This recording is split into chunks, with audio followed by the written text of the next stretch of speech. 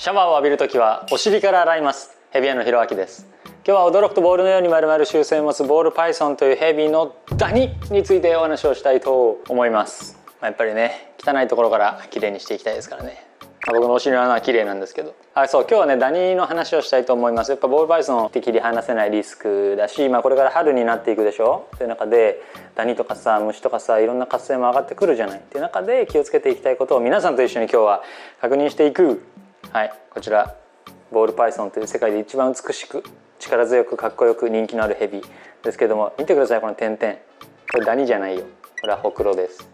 これはガラです。白いヘビの方が点々分かりやすいかなと思って今日はこの子に来てもらったんですけど、スーパーモハベゴーストというヘビですね。ボールパイソンを飼育する時にですね、気をつけてあげてほしいことがいくつかあるんですけど、その中にダニがあります。なんでダニがボールパイソンにとっての危険というかリスクというか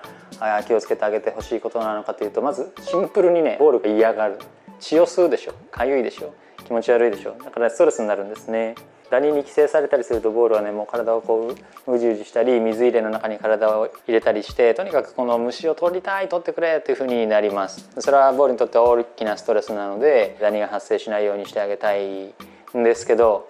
あといろんなリスクがあって、ダニってほら噛んでさ血を吸うでしょ。病気を媒介することがあるんですね、ダニって。人間もさ、なんか蚊で病気が媒介されたりするじゃない。熱とかデング熱とかなんちゃらとかするのと一緒で、やっぱりダニが病気の個体から血を吸いました。でこっちに移ってきました。ガブッと噛みました。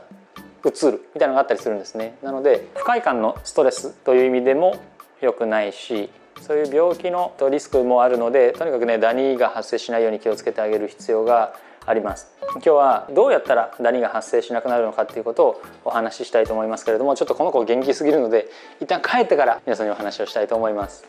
帰ろうね。ということでダニが発生しないように、そして増えないように気をつけるポイントが2つ、いや3つあります。今日はそのことを順番にお話したいと思いますけれども、ダニっていうのはね、これいつも言うことなんですけれども、無からは発生しないんですね。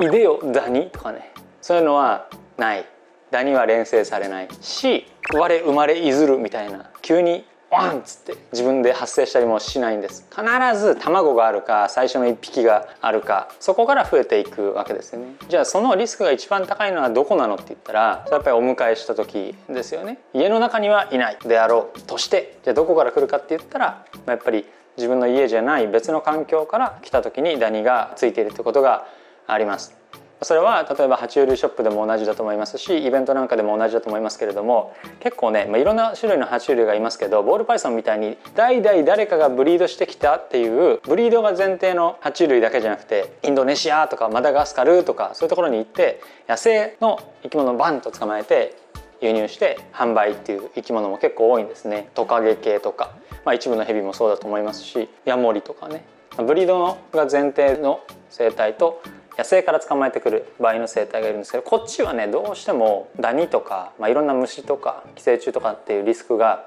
多い。いい悪いの話じゃないんですけど、そういうリスクが多いんですね。でそういう生き物をたくさん取り扱っている場所とかだと、どうしてもこうピョンと移ってくることがあったりします。あるいはそういうんじゃなくても、もうずっとブリードしてるドイツの綺麗なお城の中で、バルトブルグ城みたいなところの中でね、1C20みたいな人たちがこうブリードしたとして、そこではいないとしても、そこからさやっぱりこう、多くの場合はオランダを経由してくるんですけど、ヨーロッパから来る時はオランダに行きました、そこからどこどこの空港の動物を経由しました、そこから成田空港に来ました、羽田空港に来ました、ここでいろんな動物と一緒にいましたってなると、どこで何が起きるかわからない。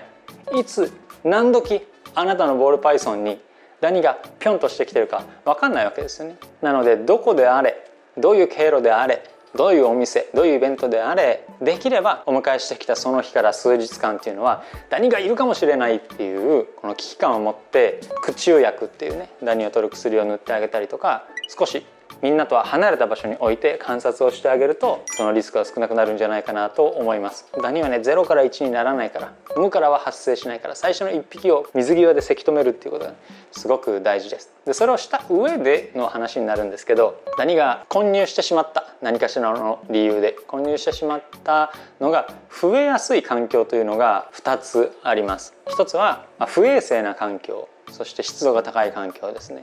ダニは虫なので不衛生ってことはさ、食べるものがいっぱいあるわけじゃない。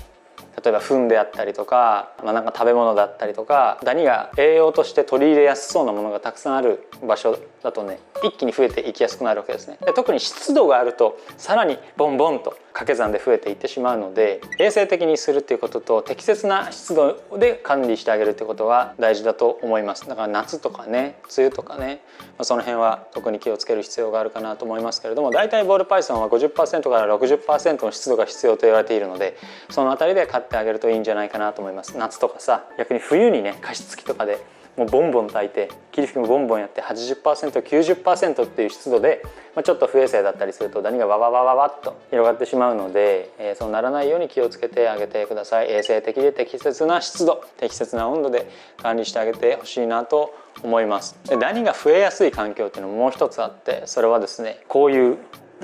あれですね。例えばこっちの環境で飼育している場合とこっちの環境で飼育している場合、ダニ見つけやすいのはどっちですかって言ったらこっちでしょ。白くて何もない方が、ダニってなんかすごいちっちゃい黒いゴマ粒みたいな感じなんですけど、やっぱさ、それを白い雪原みたいなところをね、黒い点がペコペコ歩いてたら、なんだこれってなりやすいじゃないですか。でも見てください、こちら、ここでよ、ごまよいちっちゃい黒い点が動いててもさ、分かんないじゃない。なので最初は数匹だったものがこの中で数百匹になり数千匹になりっていうことが爆増するまで気がつけなかったりするんですね。なのでどっちの方がダニが発生して増えやすいかって言ったらやっぱこっちになります。ヤシ殻とかね、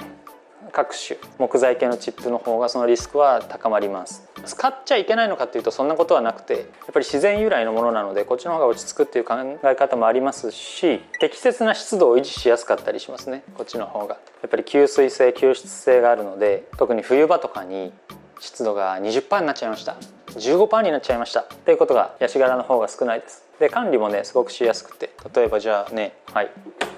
こういうペットシーツで飼育をしている時にうんちをしたりすると吸湿性が高いのでうわーって広がってくるんですね、汚れが。でこれは不衛生になりやすい。すぐ気がつけなければバーってなった時に全部丸ごと取っ替えなきゃいけないじゃない。でボールパイソンってあるあるなんですけど、他の生き物でもあるあるだと思うけど、床材を交換するとすぐ糞をするっていうパターンがあるんですね。これは何でかっていうとマーフィーの法則とかじゃなくて、完全に自分の匂いがない環境だと、ある種のマーキングをしようとしたりするので、おしっこしたりとかうんちをしたりとかっていうのを床材変えるとまたするみたいなことがあったりするんですね。なので結構いたちごっこになったりとか、見栄えが悪かったりとか、全交換になるので手間がかかったりするんです。でも海外とかだともうほとんどみんなブリーダーはヤシ殻ですね。ヤシ殻だとちょっとここにうんちをしたとしたら、ここだけ取って捨てて新しく追加すれば良いので、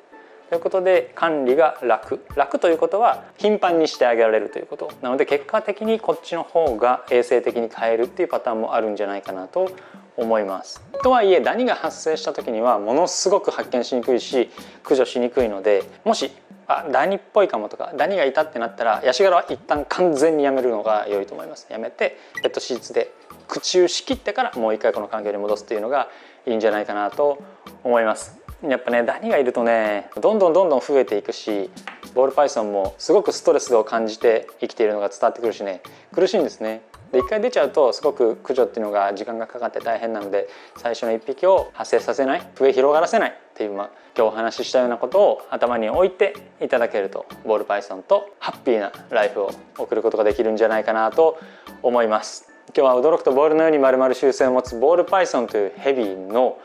ダニの危険についてお話をしました。